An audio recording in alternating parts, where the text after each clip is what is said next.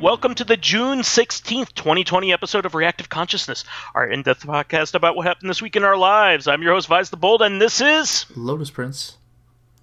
And we have another great hit show here for you. We actually had a lot of news happen this week, so we'll have a challenge trying to fit it all in, I think. What do you think? No challenge at all. Nothing's a challenge for the Lotus All Prince. you have to do is just read the bullet points on the notes. It's like 30 seconds. They're already there for you, Yeah. even though you're the one who just drafted them up. Exactly. But I top of the order, how could it not be, was the PlayStation 5 reveal. First of all, the hardware was finally revealed. The memes were finally commercial. revealed. The what? The memes were finally revealed. Yeah. I mean, they did an unusual,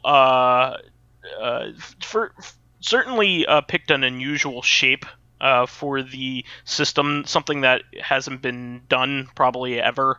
It's meant to look a little bit more modern, like modern arty, but people were comparing the shape of it to like air purifiers that they got from Sharper Image, that kind of thing. No, my favorite was if you stand it vertically, you know how the white bits flare out, so everybody's putting Seto Kaiba's face on him. It's great.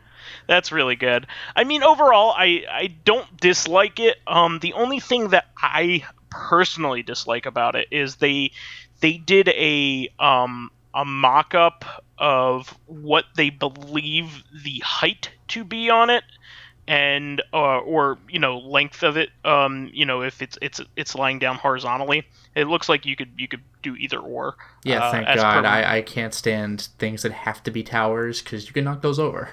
Yeah. Well, you can knock over anything, Lotus. I mean, if you try hard enough, knock you over.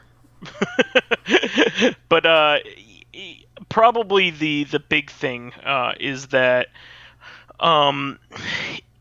it is huge. It is a very tall console, even taller than the Xbox Series 1. Yeah, that's another reason I don't like the tower stuff, is I couldn't put it where I play my games if it were standing up. I can't put it where I play my games because the absolute limit of the Calyx, like IKEA shelves that are like perfect for like having multiple systems. Like a lot of people use these, and it's not just me. You know how I have it, with the cubby holes. Yeah. The limit of that is the Xbox One X. So that is anything longer than that can't fit there. It is the absolute limit. Like, you could just fit it in. It's very snug. Like, for instance, I can't put a Sega CD in there. That is pretty long when it's attached to the Genesis. Yeah. I can't put a Sega CD there. I can't do a couple other things that I have. So this they judged the size based off of USB ports and extrapolated from there, which is actually really smart because USB ports are standardized. So yeah, it's fine. I mean, aesthetics on a console are never really my first priority. I mean, the Nintendo Switch is a good-looking console as a handheld, I would say, but like as a console, it's pretty ugly. It has wires jutting out everywhere, and it's not, it doesn't look particularly suave. So I guess that's my feeling on it. So, but I mean, overall, I mean, that has little to no sway on me as to why I'm going to buy it. We're very utilitarian and very, I would say, we like, utility out of things. So, it has to be about the games, right? What are games? They're VidCons is actually what they're yes. called. Yeah, I mean, the first game that they revealed for it was kind of a joke. Like, I'm sure there are certain people that are excited about this because it's kind of a platform in which people, in which it can has its online mode, and that's extremely popular. But GTA 5, which was a PS3 game, so yeah, I mean, boy, I hope it gets Skyrim too. Yeah, it's just one of those things. It's like the Switch got Skyrim, yay! It's like 10 years old at this point. It regular GTA 5 doesn't really super excite me as it is. I didn't play GTA 5 on the PS3 or PS4, but now that there's an even more expensive, newer console out there, now I'm gonna buy GTA 5. Now's my chance. Well, I think the reason why they also showed it is it's also going to be bundled with the system. Like they're giving you a download code for it. If I remember right. So that is significant. You have something out of the box, which is always nice. But for most people that are into that type of game, they have they've beaten it a long time ago. Beaten it a long time ago. But the online mode is the meat of the game. It's where all the players are right now. So and it has a thriving online community that continues. That morphs and adds content all the time. So it's more of the MMO part of it, I would say. But there were plenty of other exciting things, especially in terms of exclusives. First starting off, you have Horizon Forbidden West, which is the sequel to Horizon Zero Dawn. Yeah, that's very exciting. Although I'm wondering what Forbidden West means, because like you're in the West. Well, like that's just where the game is. West of West. There was always something west of West. The ocean? Like California? Go west, man. There's more stuff. You're pretty west. Like it's implied you're in sort of like the Colorado area. I mean, there's stuff to the west of that. I guess a little more.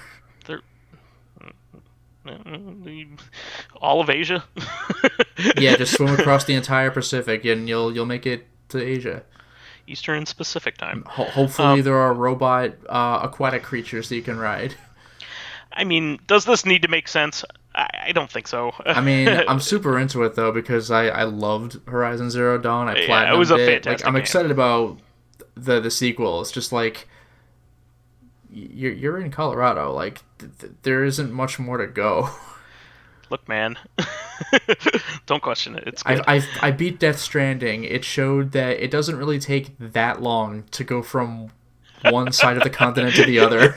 Yeah, it's really funny. I just walked to Pittsburgh from the coast. Do you know how long that would take you? It really is funny because the whole game is you need to make it west. Like you need to go across the entire United States. Like that's the whole game. But once you make it there and you want to go back, you just kind of go. You're there in like 5 minutes. Like, oh, it wasn't so bad.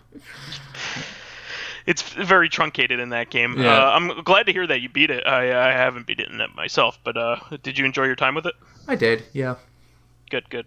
Well, we'll have to go over that during a time when we can have a little bit more time to talk about it. But I am super excited about this game. This was like my favorite PlayStation 4 exclusive. I haven't beaten Bloodborne, so I can't definitively say that that's my favorite. But I don't know if Bloodborne's my favorite, but it's like a milestone for the console. Yeah, and here's the other big game for me for PS4 is a follow-up to that, which is Spider-Man Miles Morales, which I'm super psyched about. Yeah, that's probably going to be... I mean, I was actually going to say spectacular as, like, not a joke. The Spider-Man, yeah. But, I mean, yeah. Spider-Man is spectacular and amazing. And Web of. Web of. I was going to say that. You beat me to it. And Unlimited as well. Oh, yeah. And Sensational. And Sensational. I forgot about Sensational. But, yeah, this is great. First of all, Miles has his own game, which is always exciting. And, of course, Sony has interest in promoting Miles as Spider-Man because he is the Spider-Man of the Sony Spider-Man universe. Yeah, the Spider-Verse. Yeah, of the Spider-Verse. So, but this is great. There was a little bit of a short fuse that burst either yesterday or the day before about what exactly this game is. Yeah, it is not Spider-Man 2. Yeah, but it is also not DLC, which they kind of said it may have been. Yeah, no, I mean, it's like Infamous Second Son, right? It's like a smaller side game. Yeah, so what, or the Uncharted Lost Legacy, Lost Legacy, yeah. Far Cry Blood Dragon. So essentially what you have is a game that uses a lot of the same assets but has entirely new content built on top of it. Yeah. I mean, I'm okay with that. And also, the game is fucking beautiful, and they modeled all of New York, including many of the famous landmarks, like not the even Avengers just like headquarters. Well, there's also the Marvel, stuff. Yeah, but that really amused me. I'm swinging through New York. Oh, there's a fictitious location. Avengers Tower. Yeah, Avengers Tower and all that stuff.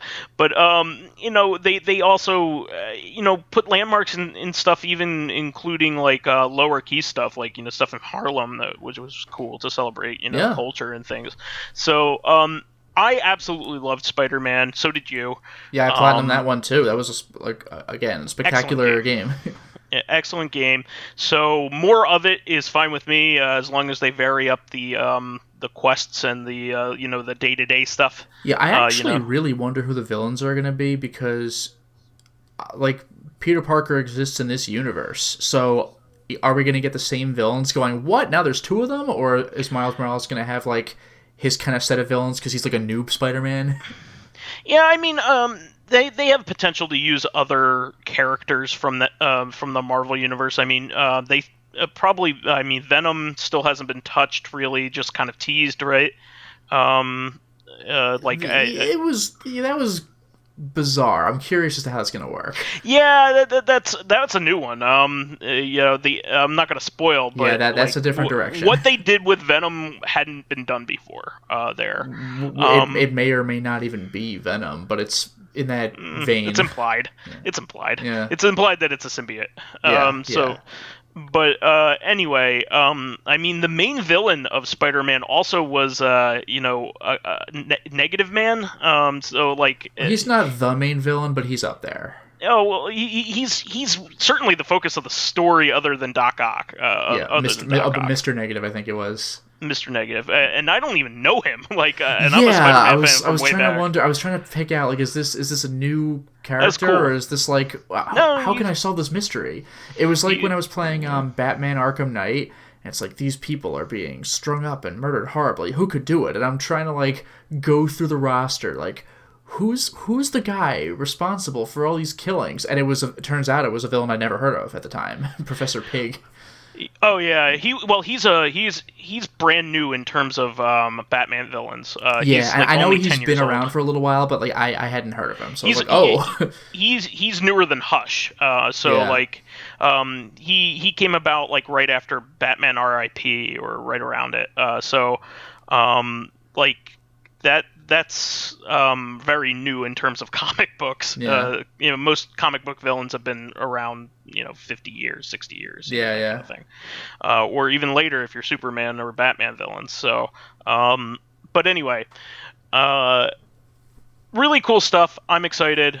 I'm happy that he's a focus of it because he's a great character.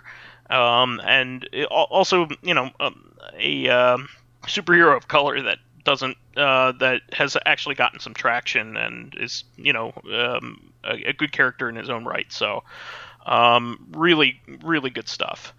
Then another one from Insomniac. They put up 2 games. Yeah, and their 2 biggest titles too. Ratchet and Clank Rift Apart, and I know you're excited about this because you're a big Ratchet and Clank fan. I didn't know they were still doing Ratchet and Clank games. Yeah, like they did A Crack in Time, which felt like it could have been the end of the series, and it is just it's probably the best one. And then they did crap. They did do a Ratchet and Clank game after that. It's like All for One or whatever. Oh, okay. Yeah. No, that was PS3. Into the Nexus, which I didn't feel was as good, but it was interesting. But like, like the last thing they did was the reboot on PS4. So like, I mean, with the reboot, it's episode 1, so of course that leaves room for more. But I just kind of thought they were done because that's how sort of tied in with the movie. A reboot. Yeah, that kind of tied in with the movie release. So like, oh, they're still going. Okay, so I'm quite excited to see a new adventure. Well, it also begs to be explained that like Insomniac is now a Sony company. That Sony did buy them last generation, so they probably bought them specifically in order to get the Ratchet. It's franchise. Kind of funny though because Ratchet's been. I mean, yeah, Sony didn't own it, but Ratchet has been Sony exclusive the entire time.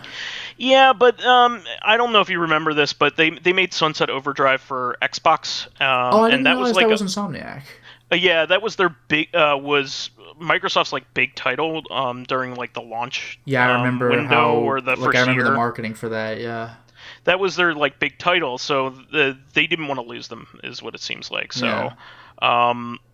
I mean, good on them for acquiring a really great studio that puts out really good games. So, really cool stuff.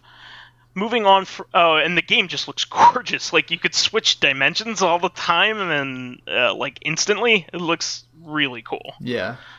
Moving on from that, Gran Turismo 7, not my deal, not yours, but it does look very pretty, which is Gran what Turismo, Gran Turismo is good at. Isn't, like, Gran Turismo and or Forza always kind of a launch title to show you like just how crazy the next console looks? Because these car games that they just keep looking better and better. So car games are usually meant to show off shadow and lighting, especially in reflections, more so than probably any other game genre. And so it's really good at showing off ray tracing and things like that, which is what this generation is all about is ray tracing. I mean, I think like one of the Gran Turismo titles, even on PS2, was one of the few titles that can go up to 1080. Yeah, like everything but the menus, so like you have to like switch resolutions. Oh, really? Yeah, it's really stupid. Come on. Yeah, it's not even really worth it. To do that. But these titles are loved by a certain subset of people. Like some people just bought PlayStations to play Gran Turismo. I mean, even if you're not into racing, just like if you are into cars at all, like these games are for you.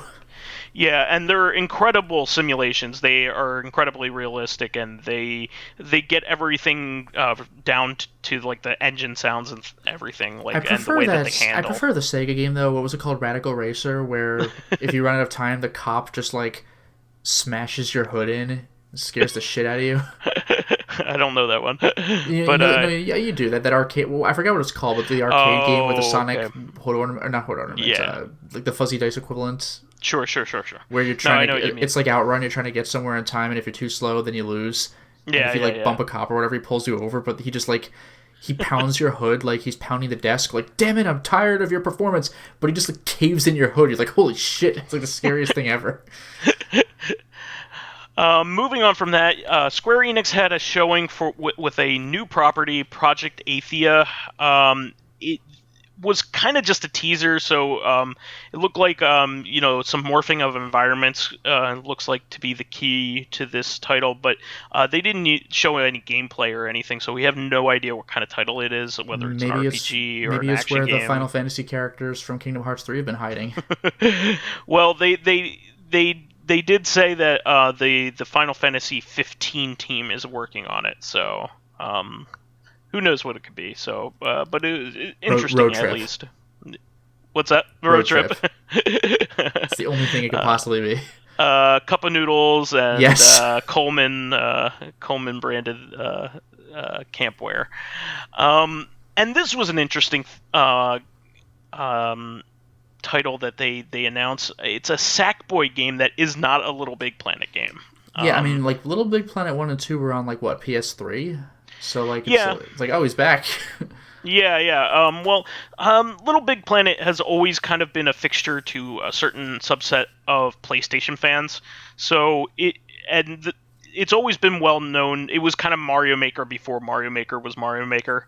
Yeah, very customizable. Yeah, it's a DIY kind of game. Of course, it has its own campaign that's a lot of fun, but it controls a lot differently than Mario. It's a platformer. But this one looks like to be just a single player or a campaign kind of game. It does have multiplayer. It does have co-op, and it plays more like Super Mario 3D World than it does like the previous Little Big Planet games. So kind of like 3D, but like on platforms, and Sure. you could do co-op. It looks like a lot of fun, and they probably are putting that there in order to have something for kids, or something that's family friendly, or multiplayer friendly at the beginning of the launch. It looks like fun though. I mean, I don't think you can go wrong with a good platformer. Ghostwire Tokyo is a horror game. I didn't see too much on this one. Well, that's probably because it was talked about like years ago when it was memed to death. Do you remember that woman who presented it? Like, spooky. She was like the most like charming presenter forever. And everyone's like, yeah, they remembered her more than they remember the damn game because they didn't have much to talk about at the time. Just like, this game's going to be cool. Yeah, and it's going to be first person too, which that's pretty interesting. There aren't too many first person horror games, and most of them are really good. I mean, like there's Amnesia, Soma, the Amnesia games, yeah. Resident Evil 7. That's true. PT, which kind of Not counts, a game. I guess. Yeah. Small fractions of Silent Hill 4. Yeah. I mean, most aren't first person, so Outlast. I mean, they're there. There's some. Maybe I'm talking out my ass, but what was that? What was that one that's like the walking simulator with jump scares that sounded fucking awesome until I realized that that's what it was with the paintings? Layers of Fear. Oh, okay, yeah. That game sounded so fucking cool, and I saw what it was. I was like, oh. Yeah. But Corpse I Killer. don't know much. Okay. that no, it doesn't count. Carnival. Yes. If we're gonna go that route, Crypt Killer. Come on. Shame on me for forgetting Carnival. Carnival, Jesus. But moving on from that, did you see that one with the cat? I didn't write this one down, but that looked pretty neat. I didn't actually see the thing, but you're a cat wearing a backpack, and the name of the game is Stray, because I guess that's what you are. But I don't know, like, what you're doing. Is this supposed to be like oh no, what's the name of that game where you're the animals in the post-apocalypse? Tokyo something? Oh, Tokyo Xanadu? No. Oh no, I know what you mean. Tokyo. This is gonna bother me. Planet. Wasn't it Planet? Tokyo Planet. What does that mean? It wasn't. That wasn't it. But I know what you mean. Yeah, Tokyo something where you play as like a dog in like the post-apocalypse. You start off as Shiba Inu, and then you could change to other animals. Yeah. Was the cat thing something like that? Like where you're existing in some like weird, like desolate society or something? So the way that it was presented is that the all the inhabitants of the city were androids. Okay, that's what it was. They're all robots, and you're basically the only Tokyo biological Jungle, thing. excuse me. You'd say Tokyo Jungle. Yeah. But you're the only biological thing that they show, or the cat is. It's like Talos Principle in reverse. Now you're the cat. Yeah. Which is kind of a cool premise, but looks pretty cool. Then this was a big surprise and a delight. New Oddworld game, Soulstorm is what it's called. What was the last Oddworld game, like on the original Xbox? Stranger's Wrath, yep. I mean, I know they've like re-released stuff on PS3, well, but there's yeah, New and Tasty. The newest original title. It's been a long time. New and Tasty remade Abe's Odyssey. But yeah, I mean, the original Xbox was the last Oddworld game. I mean, this would be the fifth game, I think, because it's Abe's Odyssey, Exodus, and then Munch's Odyssey, and then Stranger's Wrath. Okay. Stranger's Wrath is one of my favorite games of that generation. I absolutely love it. So I am really excited to see what they do here. This isn't going to be another Abe game, or at least Abe's in it. So I'm looking forward to that. Stranger's Wrath was completely divorced from Abe, though. Abe was in every other Yeah, they game. were like puzzle platformers, right? And Stranger's Wrath was like an FPS. Sort of. You could call the first two cinematic platformers similar to like Prince of Persia, or like Heart of Darkness or anything like that. Yeah, they had like high quality, like smooth, like claymation looking, or like puzzle platformer, high quality yeah. CG looking like enemies and stuff like that. Munch's Odyssey was more of a 3D platformer kind of thing going on, but Stranger's Wrath had a first-person mode and a third-person mode. Oh, okay. And as time goes on, you're less and less in the first-person mode until you're not in the first-person mode at all anymore. And that's part of what made the game so good, is the progression. Like, the game hits a certain point in the story where the game completely changes. And that was what was so exciting about it. There's a revelation in the game, and your goal completely changes, which is excellent. That's why it's so good. So definitely check out that game to get excited about this.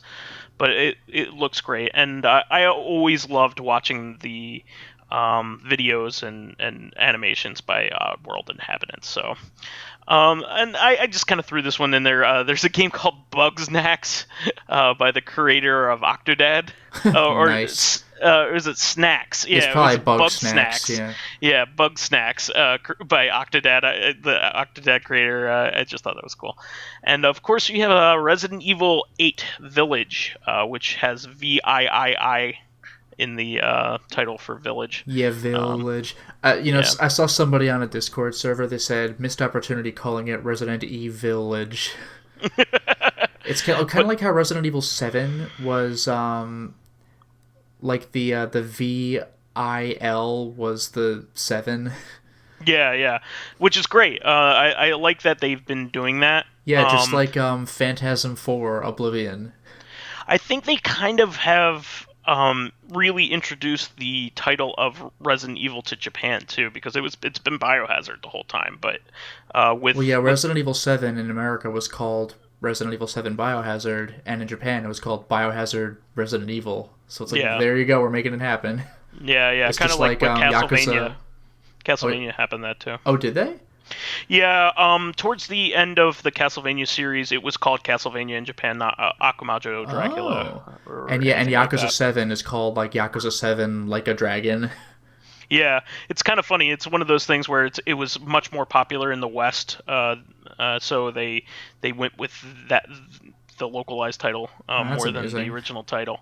But apparently another first-person game, just like 7. And boy, does Chris look weird. He looks like... Chris looks radically different in every game he's in. He looks like Russell Crowe. Yeah, like in Resident Evil 1 and 2... Like, 2 is a little bit updated, but he looks like his Resident Evil 1 self. Then in Code like Veronica, he looks a bit different. Yeah, in 5, he's a brick. In 8, he's Mr. X. Like, I don't fucking know. He's like even bigger. He looks like he has like steroid face. Like character insane. has steroid face, which is kind of weird.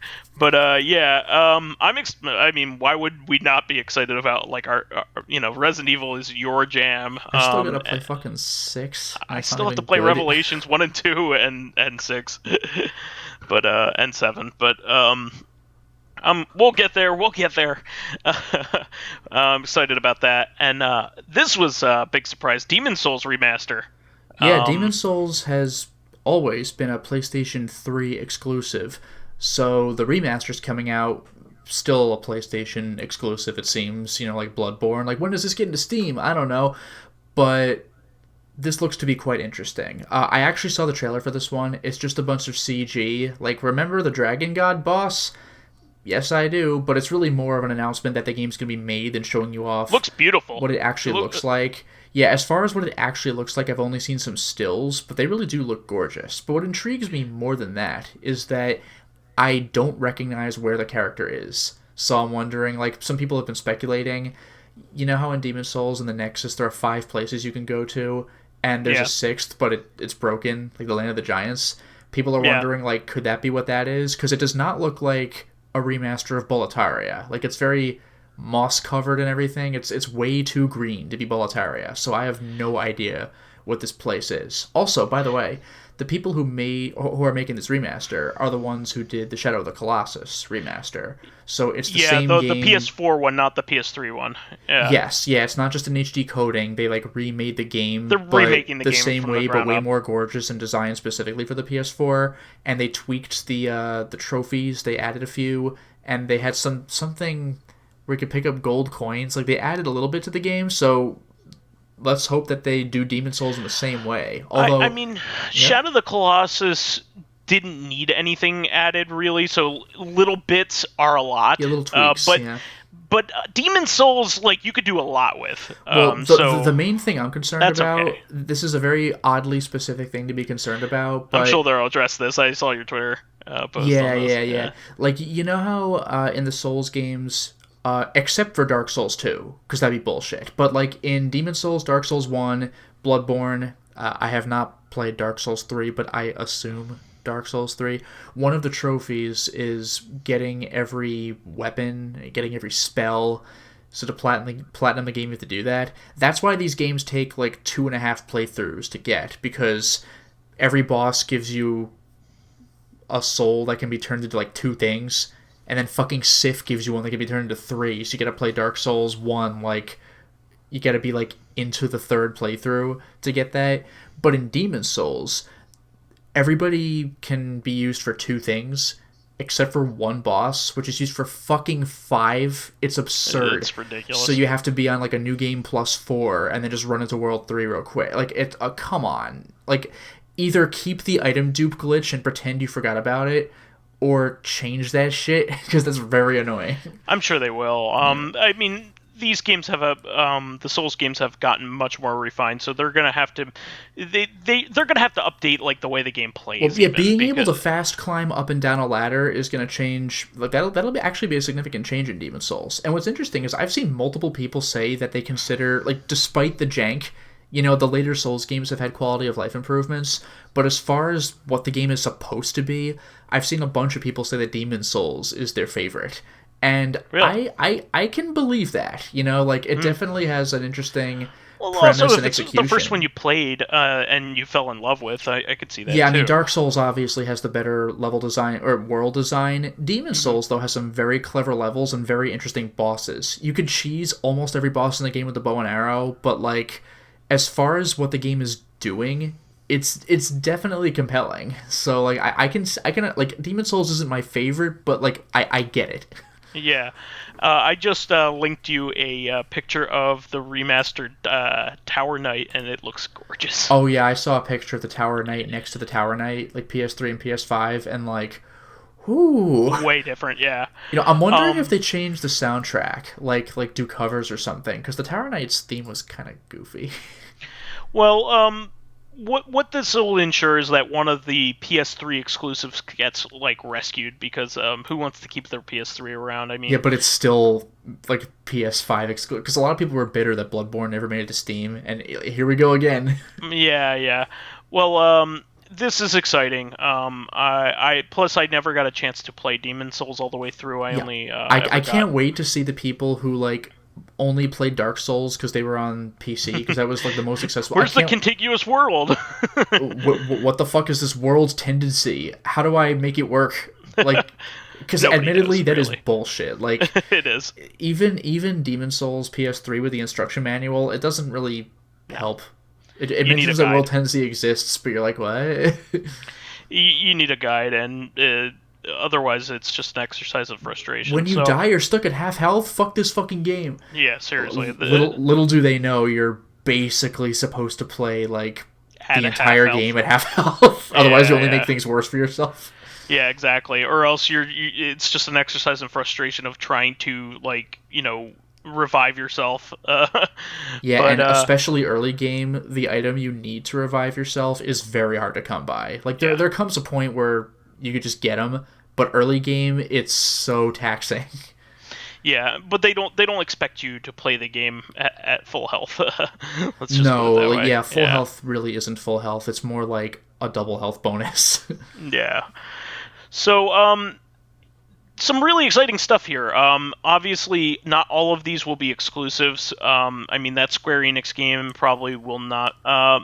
They said they are designing it for PS5, so maybe even a timed exclusive for that one or an exclusive. But you know, um, let's see here. Gran Turismo, obviously, Ratchet and Clank, Spider-Man, Horizon. Those are all key titles. Um, Demon Souls is probably going to be an exclusive.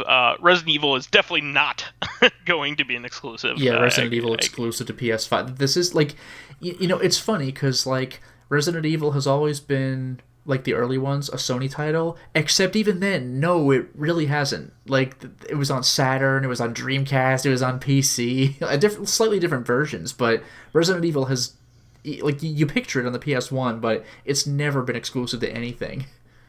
Except for like the shitty side titles, like Survivor 2 or whatever. And speaking of, I since you did mention it, there has been a very strong rumor of a PC port of Bloodborne going around. Yeah, I heard about that. I don't know if that's actually going to happen, but if it is, that'll be earth shattering. Like people have been, if you don't have a PS4, people have been waiting for this for years. Yeah, yeah. Apparently, somebody was talking about found some evidence that sounded credible. I don't have it right in front of me. I apologize. Yeah, I mean, I don't know if it's actually true, but if it is, that'll open a whole lot more people to the glory that is the Born part of the Soulsborne series. Yeah, I would think that Sony wouldn't want to lose that exclusivity, but we'll see. But I mean, there comes a point though, like Horizon Zero Dawn. It's like it's been 5 years. Like, all right, Bloodborne. Like we're on to PS5 now. Whatever. Yeah. Also, this rumor went around before maybe the Demon Souls. Yeah, it was definitely before that. Announced. Demon Souls came out of nowhere. Yeah. So it may be that they caught wind of the Demon Souls stuff details and assumed it was Bloodborne. But who the hell knows? But apparently, who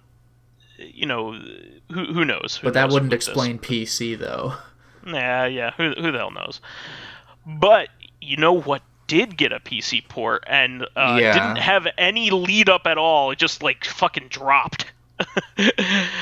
Persona 4 Golden appeared the on Vita Steam. Exclusive. Out of nowhere. A Vita exclusive game, probably the game that anybody has a Vita for. Especially in the early days of the Vita and the PS TV, like Persona 4 Golden was... there were more games for Vita, but for PS TV, if you're one of those people who got it and was kind of having buyer's remorse, Persona 4 Golden was like the only reason to keep holding on to that. I would go as far as to say that other than some obscurities, like all of the major good games. Like Uncharted Golden Abyss and Soul Sacrifice, and I can't think of anything else. Maybe that Monkey Ball game. There's a Luminous game that is apparently like Luminous fans like favorite Luminous game. Okay. Silent Hill Book of Memories, everybody's favorite Silent Hill game. I mean, like all the games that I love the Vita for have been ported. Corpse Party Blood Drive has been ported. I didn't expect that. Danganronpa, of course. The Gravity Rush. Gravity Rush 1. Yeah. Yeah, it got ported. So, really, like you said, Soul Sacrifice is probably the number one title. I mean, like even I would say Uncharted Golden Abyss for me, but like even Dancing All Night got ported. Dancing All Night was on PS4. Yeah. Yeah.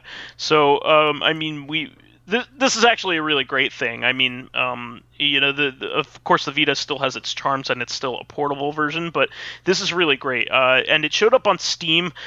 Some people had suspected maybe something was going on because Atlas created a profile for themselves on Steam a little while ago, and they didn't know what they were going to be doing with it because Atlas has never released a game on Steam other than Catherine. Yeah, so Catherine and Catherine full body, but this is really great. You'll also notice that it is not on the Switch. So, and this is a title that's heavily been like requested to be on Switch. Uh, I think it's kind of telling that it's on PC, that maybe there is a console exclusivity agreement, but maybe not limited to PC. Yeah. As a lot of exclusive contracts are drawn up. So this is really interesting, and it's $20. If you want the base version of the game, you could get a digital deluxe with soundtracks and Yeah, stuff. soundtrack and art book. Yeah, but it's Book. I think it's basically the same game, except you might have the Japanese voice option, which a lot of Yeah. people are gonna flip about. Yeah, and they also added like a fast forward button as well, which is a brand new feature. Yeah, that's something that should have been in Persona for a long time. Like, It there's should be so in every much. RPG. Yeah, Really. yeah, there are so many visual novel elements, even though the game isn't actually a visual novel. It just like the social link stuff, just go. Yeah, and especially for people that may have already played this game, Oh yeah, or played the PS2 one way back when. That's a very welcome feature, and really a welcome feature for anybody who wants to do a new game plus as well, and all that stuff. So I think this is great. Everybody's loving it again, and giving people a reason. This is also the first SMT mainline game to like any kind of SMT game other than like MMOs that have come to PC. So that's really, really good stuff. I mean, people are giving it rave reviews. Everybody loves it. So, and it's also beautiful. So it's a really good. yeah. I've heard game. it's like arguably the best Persona. It's like between that and 5. Yeah, I mean, everybody really loves everything 3 on. So I wouldn't really recommend playing 1 and 2 at this point, just because they're archaic by today's standards. But there are a lot of quality of life improvements that they added. 3 on, and then 4 like has a murder mystery that everybody really loves. So I never got a chance to play 4 because I got stuck playing 3, but I'm certainly looking forward to it. So good stuff. Good on Atlas for bringing them. I mean, Sega owns Atlas, so I'm sure they had something to do with this and making things more accessible. So good stuff. Moving on from that, another surprise release and something that I really, really loved. Did you see that Sunset Riders was released on PS4 and Switch? Yeah, that's crazy, and it's the arcade version, right? Arcade version. The arcade version great. has never gotten a direct port. So you get to see the asshole boss just like casually leaning against something while taking pot shots at you with this revolver like an asshole. Yeah, I mean, it should be noted that it did get ported to the Genesis and the Super Nintendo. The Genesis port is woeful. Do not touch it. It's not good at all. It's very stripped down. The Super Nintendo port is excellent. It's very, very good. It's close to the arcade, close enough where you're like, okay, yeah, like you could see the difference if it's side by side, but you would remember. It's how you remembered in the arcade with some minor elements of censorship, but it's only 2-player. It should be noted. So what's cool about this one is they include 4 different ROMs. They include the Japanese version of Sunset Riders, the 2-player version, the 4-player version, and then they do the same for the American release or the Western awesome. release. So you could play it any way you want. Usually with arcade games, like if you're playing for score, I usually tell people to play the Japanese versions because they really mess with the balance of a lot of arcade games when they brought them to the US, and most games are in English anyway, as per arcade tradition. But Sunset Riders is one of my favorite all-time games of all time. I have a Sunset Riders t-shirt that I bought at MagFest this year, which I was blown away that they had merchandise for Sunset Riders. So that should have told me that maybe they had a deal in the works or something, but really, really, really cool stuff. It's an officially licensed like fan gamer shirt. They also have a wallet that says "Bury me with my money." If you want that's to seek that out. fantastic. But yeah, it's really great. It's not censored, so it still has like the scantily clad like barmaids that you rescue and all that kind of stuff. And also has you like like downing a bottle of booze when you go into like the bonus rooms. Whereas they kind of just had the character like wipe off their face in the Super Nintendo version, so there's some censorship there. Also, the thugs that throw dynamite at you were changed from girls to males, as was the tradition at the time. So this is completely uncensored, and it's perfect. It's great. If you want to play this, definitely play the 2-player version unless you have enough people lined up to play the 4-player one. And I say that because in order to select the character that you want, you need to actually have like 4 controllers like hooked up in order for that to happen. Like you actually need to play on player 3 if you want to pick the third character. In the 4-player version, if in the 2-player version you could pick whoever you want. So just wanted to throw that out there because I was a little frustrated at first, but all good. I'm super excited. This also like it heralds like the modern era. Like up until now, the only Arcade Archives titles that were really in the 90s were the Neo Geo games. Everything else had been like early 80s stuff and late 80s stuff. This is the first like super modern arcade game, and I'm really excited about it. It's really cool. I hope that they bring Mystic Warriors, which is kind of like a almost like a sequel to it, only with ninjas. I don't know if you know about Mystic Warriors, but I do not. I think I've heard the title, but that's generic enough that maybe I haven't heard of it. And there's also this one won't happen. I can guarantee you. Wild West Cowboys of Moo Mesa, which is also like a spiritual successor. That's actually a legit game. It's like it's a quality title, but yeah, good luck with that. Yeah, it's a licensed title, a failed license at that. They also have that Bucky O'Hare game that will never get a port of, or the Two Turtles games. Good luck. Yeah, Probably Pizza Hut. What's that? Yeah, Pizza Hut. yeah. But I'm super excited. Also, they announced that they are porting the Arcade Archives people from Hamster are going to be porting the original Raiden, which I'm very excited about that as well. Mm-hmm. Raiden is a great seminal shmup series that still has new titles to this day. Raiden 5 was a PS4 game, so.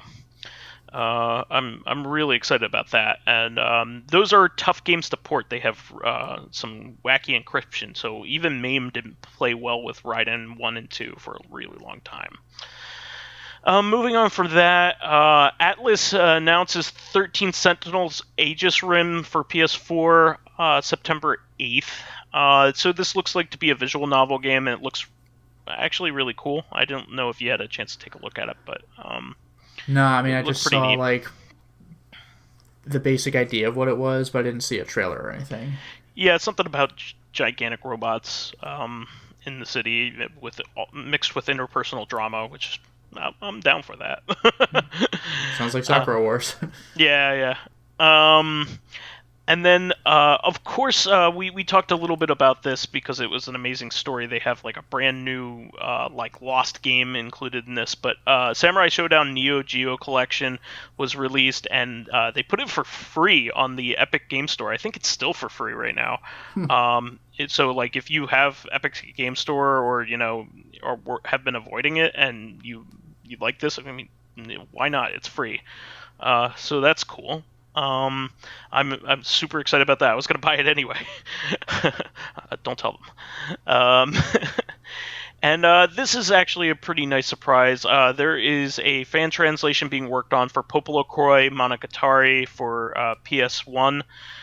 So this is a cult title on the PS1 that is like beloved by the people that know what it is. Friend of the show, Tom Lipschultz, I was gonna bring him up. really loves PoPoLoCrois. This title in particular, one of the sequels got brought to the U.S. on the PSP, I think, or no, there was a 3DS game as well. Yeah, I remember seeing it like actually for sale on store Yeah, no, it was a shelves. 3DS game. Yeah, it was a 3DS game, but it wasn't the same. It's not the same game, it's a sequel or a Yeah. spin-off or whatever. But that's really great. So that's an amazing thing. Also, this was like a really crazy announcement, but there was an announcement for a remake of Alex Kidd in Miracle World. It's gonna be Alex Kidd in Miracle World DX. Like an official one. Sega's really putting out remakes of their past properties. So who'd have thunk it? They've been really successful ever since they started doing that with the Wonder Boy franchise. So I'm super excited about that. Maybe they'll make it fun. I'm not a huge Alex Kidd fan. I understand why people of a certain variety like it. If you had a Sega Master System and you didn't have an NES, I can understand why you like Alex Kidd, but it never jived with me, even the best game, which is this one. Also, Arcade 1-Up announced a new Marvel-themed cabinet, which is really has some awesome titles on it. So it has Marvel Superheroes, the fighting game, War of the Gems, which is an SNES exclusive. That's a first. Was that? I thought that was an arcade title. No, so there's regular Marvel Superheroes, and then there's the War of the Gems game, which is an SNES title. Unless I'm wrong, but No, I don't know, because I remember like the whole thing with the Marvel Superheroes arcade game was the gems. It's the Infinity Stone gems. But I think they have both games, is what I'm saying. They have the arcade and the SNES title. I could be wrong. Oh, well, okay, the SNES one is like a beat 'em up. Yeah.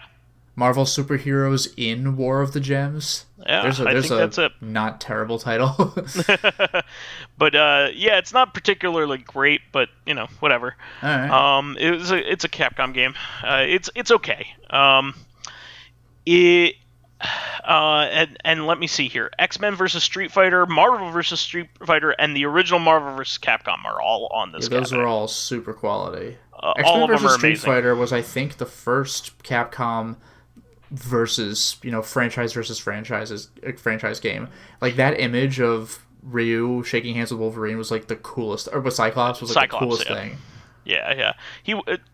Wolverine doesn't want to shake anybody's hand. Come on. Yeah, he really does not. Also, Data Discs announced 2 new Alien-themed vinyl soundtracks. The first being Animal Storm or Alien Storm. We played this one and actually pretty enjoyed this the arcade version of this. That was right? the goofy beat 'em up. Yeah. Where like the end of it, you're inside some giant bio alien and there's like a map. Like you are here. Like that means anything. And like you're judged by Johnny Five. Johnny Five at the fucking end. But they're putting that out, and also Alien Soldier, which is Was that the treasure game? It's the treasure game that they made after Gunstar Heroes. So I didn't realize this at first, but you know how Treasure like sometimes calls back to its older titles. Mm-hmm. I didn't realize this at first because I don't like. Alien Soldier didn't make it to the West, or didn't make it to the North America, did it? It's like a PAL game? Yeah, it came to Japan and Europe. Yeah, so I hadn't heard of it until way later, but when I saw someone speedrunning it at GDQ, I was like, oh my god, like Mirko in Mischief Makers just is Alien Soldier. Yeah. I was like, yo! Yeah, even the main one of the main characters in Gunstar Superheroes, the sequel, like the GBA game, looks a lot like the art design of the main character in Alien Soldier. So nice. Yeah, but it's pretty awesome. I've kind of gone cold on my vinyls just because I just got so many of them now. But Alien Soldier is definitely like one I'm considering for sure. And I wanted to throw this out there because I thought you'd appreciate it. Somebody made a fan game of Lee Carvallo's putting challenge, as seen in The Simpsons. A Ball is famous. in parking lot. Play again? You have selected no. It's a famous fake video game in a Christmas Simpsons Yeah, episode. Bart Yeah. wanted this violent fighting game, and Marge is like, I got you Bone a video Storm. game you've been looking for. Yeah, Bone Storm. It's like, oh, cool. Oh, thanks. It's the dullest thing ever. It definitely has that vibe of like a CDI game from that era. You know what's just funny though really is that boring. like now, like especially with the Mario stuff, like golf games can be quite fun, but that just looked miserable. No, golf games are a lot of fun usually, but yeah, nah. And just some non-gaming stuff here, just because this was pretty awesome. Did you see the trailer for the new Bill and Ted movie? Nah, Bill and didn't Ted Face the bother. Music? I'm just aware that it's going to exist. I know they've been talking about this for years to make it a new Bill and Ted movie, and now it looks like they're finally really going through with it. So I have my doubts because this stuff that's released way after the fact usually it can't recapture the magic. Keanu Reeves is far too used to playing completely humorless badasses. But he hasn't been in a goofy movie in a long time. But What's the last one he was even in? Was it Bill and Ted? Johnny Mnemonic, if that kind of counts, maybe? No, well that wasn't. That was like a camp, but I wouldn't say that was a goofy movie on purpose. Has he ever been in a goofy movie aside from Bill and Ted stuff? Just romantic comedies. He was just in Always Be My Maybe on Netflix, which was actually really good. It was an Ali Wong movie. It was really good. But it's a romantic comedy. It wasn't like a super goofy it's not one. like, whoa, like stupid comedy. Yeah, but I was impressed by the joke that, the jokes that they had in there. The major joke that they had in the teaser trailer actually made me laugh. Nice. So they have to go into. So the premise is like in the original first two movies, like these two like stoner, rock and roll metalheads are supposed to create a song that unites the planet and unites the future. So like they have to work towards that. Is the deal. Well, the third one, basically, they've said that actually you haven't created it yet. Like, what's going on? Like, the future comes and says, "Yo, what's up?" Like, you haven't made with the goods yet, and so they're looking for inspiration to create like the song that unites everybody, and it was like Ted, who's Keanu Reeves' character, goes, where are we going to get it? And Bill says, oh, let's go to the future and steal it from ourselves. And That's Ted's actually like, pretty clever. Isn't that stealing? And he's like, no, because we're stealing it from ourselves. Well, yeah, that's like when you cite like your own book and get called out for plagiarism. It's like, oh, fuck you. Yeah, eat my shit. Eat shit, man. But like, yeah, it was really funny. I laughed quite a bit. And Alex Winter's a really cool dude. He actually has been like behind the scenes doing a lot of like producing and directing. Outside of he directed a bunch of music videos and stuff like that too. So he isn't in the limelight like Keanu Reeves is, in terms of acting, but Keanu Reeves just fucking killing dozens of people per movie. Love John Wick. But yeah, this looks good, and I'm really glad that everybody's involved, which is really cool. They even got the guy who played the Grim Reaper in the second movie. That is the only part of any really Bill and cool. Ted thing I've ever seen was like, you must play the games, and they're just children's board games like Battleship. Yeah. So like they didn't know how to play chess versus the Grim Reaper, so they beat him in Battleship. Yeah, instead. 2 out of 3. 3 out of 5. Like that's pretty funny. Well, the first movie is about time travel. Like they're going they're going to various areas of time and getting like historical figures like Genghis Khan and Joan of Arc and Billy the Kid and all that kind of stuff for their book report or their report for school, their history report. And the second one is even more outlandish. They have to go to heaven and hell, and hell is terrifying in that movie. Both movies are really good. We should sit down and watch them sometime because I think you would really like them. But also, I'm super excited about that. I saw a really amusing. I saw a really funny video on Twitter. I don't know how old it was, but it was super funny. There was some interviewer talking to Keanu Reeves about the Bill and Ted stuff. Oh yeah, I saw this. It's when you're Bill in these movies, and he's like, "I'm Ted." And the interviewer just like silently takes off his headphones and gets up and leaves, and Keanu's like, "Yeah, that's right. Yeah, that's exactly what you're supposed to be doing." It's like, oh shit, it's the funniest thing. I would do that too if I were you. Yeah, it's like, well, this interview's fucking over. That's what a slip up. You better walk away. What a mensch. That's great. Keanu Reeves is a treasure. We don't deserve him. But yeah, he on a much more somber note, a comic book legend, Dennis "Denny" O'Neil, has just passed away over the weekend. Very, very sad about this. I don't know if you read up on who he was, but he had a lot to do with like Green Lantern, right? So I've seen some stuff from it with Green Lantern. He is most famous for revitalizing Batman after the campy era into the modern Batman. Okay. He not only wrote basically all the stories that modernized Batman, other than Frank Miller's Batman Year One, which is considered to be like the start of the modern age. He like shepherded everything into the Silver Age and made everything like a lot less goofy. In the early 80s, late 70s. So he's a fantastic writer. He also is very one of the comics that he's most famous for was Green Lantern and Green Arrow when they did their team up. There is a particular issue where Speedy is addicted to heroin. Oh, I think I've heard of that. Yeah, and it was basically the first actual first mainstream comic to address a serious problem such as drug addiction.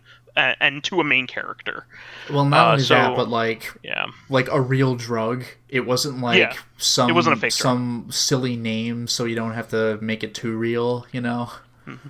He's also credited Captain for Planet's covered drugs, but it wasn't like anything you've heard of. Yeah, it was always like a fake drug. It was like a pill called Bliss. I remember that episode where it literally turned people into zombies. He's also credited for creating the Al Ghuls, Ra's al Ghul. That's right, and Ra's and Talia al Talia. Ghul. Or Raish, I suppose, right? Yes, but even in the movies they call him Ra's. Well, they did until like then the Arkham games came out, and they say Raish so many times it's like they're compensating for the movies. You could say either at this point. Well, no, the thing I remember was there was a Batman, Superman, Wonder Woman 3 or 4 parter, I forgot how many parts it was, called Trinity, and the whole thing with that is Ra's al Ghul gets Bizarro to work for him, which is like the best thing that could happen because Bizarro's like Superman. Like if you have a bodyguard, he's your man. Yeah. But Bizarro can't say his name right, and he calls him Racer Cool, so that implies Ra's al Ghul rather than Raz, which Christopher Nolan dropped the ball on. Thank God Talia al Ghul. It's like her name's Talia. There's only one way to go. But yeah, I mean, he also created Venom, which is the fictional drug that Bane takes. That Venom, yeah. Yeah. That was the drug that showed up in the iconic Batman and Robin movie, where Bane goes burn. He's a giant rubber suit. Fucking terrible. I actually don't mind that movie, but Bane is like one of the worst parts of it. This was right after Nightfall when they showed how diabolical Bane could be. Yeah, Bane is like the most serious character ever. and he's diabolical. He's like he's a super genius, but he's also a Hulk. Yeah, Like, it's awful. yeah, no, he's terrifying, and And you what's made him scary into is he's a Hulk when he's mindless not monster. taking venom. Yeah. Like, I think there's some scene where he, like, suplexes a fucking alligator, and that's when he's not on venom. Yeah, he's just a fucking badass. Yeah. But he's also you probably didn't know this, but he's also the um this is a lesser known factoid. He is the father of basically the modern question. No, I As did not well. know that, yeah. So he's a lesser known character, but a very awesome character. He's basically the character that Rorschach is based off of. He's just Yeah. not homicidal Not a or fucking psychotic. psycho, yeah. Yeah, They make him so good in the Justice League cartoon. Well, that's a unique version of the question. He's not like that. Yeah, where he's, like, in the comic. kooky. Yeah. He, like, busts into, like, a no-name ice cream factory that you know Like everything's is a conspiracy. Yeah, everything's a conspiracy. Do you go through my trash? Like, don't flatter yourself. I go through everyone's trash. But no, but there's this one scene where he's in, like, the back room of, like, where they make the ice cream in an ice cream factory, and they don't name it, but it has to be Baskin Robbins, because he's looking at all the cans, and he's like, just as I thought. 32 flavors. It's fucking great. Fuck off. But yeah, the question, his run on the question in the 80s is iconic and one of the best storylines that I've ever read. Comic book storylines I've ever read. It's really, really good. I'm sure it's either out of print or hard to get right now because his name is in the limelight now. Yeah. People are probably looking up his best stories, and this is certainly one of them. But he was the editor on the Batman comics all throughout this time. He wasn't just a writer; he was like the the editor in chief of the Batman line.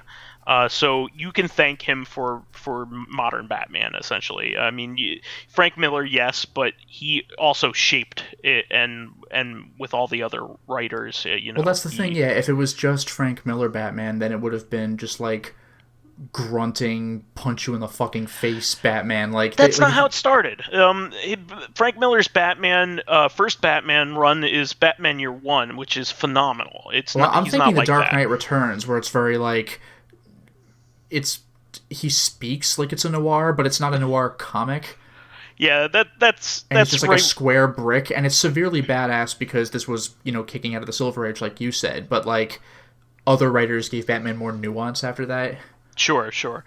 But Frank Miller's original storyline Year One is like seminal, and also what you think of when you think of Batman's origin is that storyline. Yeah. It's really, really good, and it's also the start of modern Batman. So, by the way, I am kind of reminded, like, you know how I jokingly mentioned, like, oh, they did a movie adaptation of The Dark Knight Returns. It's called Batman v Superman. What a great movie! Like, the thing about that, though, one thing they missed. And admittedly, they wouldn't have done this anyway because it, like, makes fun of Superman.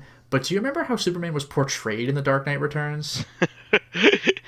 So he's basically an agent of fascism in it. But before that, do you remember the first shot of Superman in The Dark Knight Returns? Is he making out with Wonder Woman in it? No, I'm not talking his, like, Batman All-Star schlock. No, like, it's, like, hilarious because, like, Batman is super gritty in The Dark Knight Returns to, like, counter the Silver Age cheese, and he's like, damn it, like, I got a problem, looks like I'll have to talk to Superman. And, like, the first shot you see of Superman is the entire page is one picture. It's not panels. It's like this big shot of Superman, but, like, he's got, like, one knee up on a rock, like the Captain Morgan stance. There's, like, it's the brightest green grass and blue sky, like in a meadow. He's got the huge curl on his hair. There's, like, a deer, like, licking him or something. It's like it's like if a Disney princess were Superman, it's like it's just like very far away from Gotham. It's lampooning what a Boy Scout hero, like, I'm Superman, like, stay in school, kids. Like, it's like the art just communicates that, and it's just like, it was kind of a jab at Superman, but it's pretty funny. And Superman was not that in the fucking movie. Well, we can get into Frank Miller's and Yeah. and Snyder's versions of these things later, but Yeah, Superman was just another fucking Batman in that movie. He's just like, I'll kill you all. Denny O'Neil was a fantastic comic book writer Yes. and comic book editor. So just wanted to pay my respects to him because I love a lot of his works and have loved a lot of his works for a long time. And just one last thing here, and he lived a good long life. He died at age 81. Certainly a shame still, but he lived a good long life, thankfully. I just wanted to do a follow-up mention about the itch.io Racial Justice and Equality Bundle. They have surpassed 5 million in donations. I think that's above Yeah, and sales. that was their goal too. And I think it's still going, which is amazing. You can do a lot worse than donating towards this, or even just taking advantage of the $5. I mean, how many games is it? 1,700, something like that. Last I checked, it was over 700, which is or 700. It was like Yeah, 700, like 40 or something. And I think like as they go, some other developers are like, oh, I'll add mine. So like whatever the number is now is probably greater than what it was last time. Yeah, and there are a bunch of like major titles in there. I forget what I read recently, but it was like a really like. Yeah, I do remember hearing some titles I'd heard, like Night in the Woods, I think was one of them. Yeah, That's like there's some like big deal games in there, and it's not just small stuff. Like I mentioned Minute last time, MINIT. Oh, like, Minute's I know great too. That's been given limited run treatment, or maybe the special reserve treatment, but something. It's been given some kind of limited number of releases physically. Yeah, and that's a Devolver game too, right? That's a Devolver digital game. Oh, is it Devolver? Then it probably was Special Reserve Games. Yeah, I can't think of what I remember seeing, but like it's absolutely worth it. You should just take a look at the massive amount of games, tons of titles. Even if you just want to be selfish and just get the games. I mean, I donated over the limit because of the cause. What is it? They're donating towards the bail funds. It was two things that were split 50-50. I believe the bail funds was one of them. Yeah. So definitely take advantage of this. I think it's for a good cause. Did you end up doing it? Oh yeah. Yeah. So it's a super good thing to do. All right. That's all I have here. I think we've fitted in actually pretty good, decent timing. Do you have any other things that you want to mention real quick before we wrap things up, Lotus? I don't think so. I think we're good. Okay, that's the show for this week. Please remember to subscribe to the Corrective Consciousness YouTube and SoundCloud pages. While there, please give us thumbs up, likes, and 5-star ratings on iTunes. Helps promote and spread awareness of the show, and any bit of encouragement helps keep the show going. You can also catch us on Thursday for our sister podcast, Corrective Consciousness, the podcast where we explore the inanity of pop culture. Finally, you can friend me as vysethebold on pretty much anything. And you could follow me on my YouTube channel, Lotus Prince. You can hit me up at on Twitter at Lotus Prince. And finally, if you are interested in seeing my videos early, getting in on exclusive live streams, selecting upcoming games for me to Let's Play, and by the way, next game I'm playing has been selected for me, and it is Omicron, the Nomad Soul, Quantic Dream's first game. Yeah. And David Bowie. You're right? Damn right. Yeah. And if you want to get in conversations with me and other patrons on Discord, then perhaps consider swinging by my Patreon account, which can be found at patreon.com/LotusPrince. Which version are you going to play? Are you going to do the Dreamcast or are you going to do the PC version? PC. I don't have it on Dreamcast. Okay, because the PC version, I think they gave it away free when he passed away. So. I mean, I have had it. I don't remember if I got it during that or what, but yeah. Pretty cool stuff. Yeah. All right, everybody. We will catch everybody on Thursday for another episode of Reactive Consciousness, where we'll be talking about Sega some more. Catch you then. Moving on in the timeline. Until next time, everyone. Bye-bye.